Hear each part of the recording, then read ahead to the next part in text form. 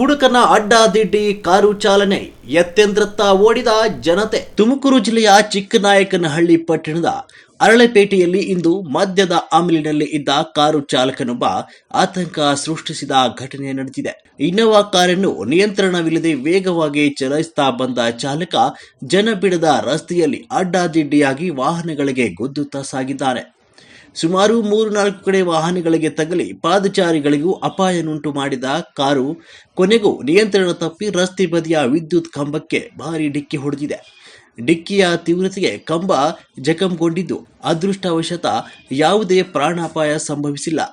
ಘಟನೆ ನಡೆದ ಕೂಡಲೇ ಸ್ಥಳೀಯರು ಚಾಲಕನನ್ನು ಹಿಡಿದು ತರಾಟೆಗೆ ತೆಗೆದುಕೊಂಡಿದ್ದು, ಕೆಲ ಕಾಲ ಸ್ಥಳದಲ್ಲಿ ಉದ್ವಿಗ್ನ ಪರಿಸ್ಥಿತಿ ನಿರ್ಮಾಣವಾಯಿತು.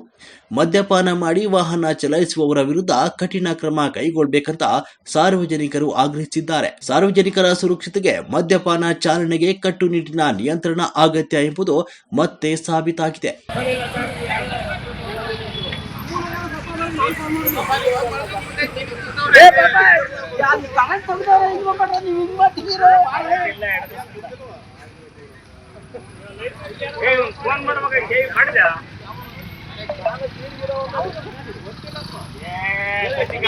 ಎಲ್ಲ ಸೇರಿಕೆ ಜಡ್ಜರು ನಾನೇ ಕರ್ಕೊಂಡು ನಿಮ್ಮ ಕುಡಿದವನ್ನ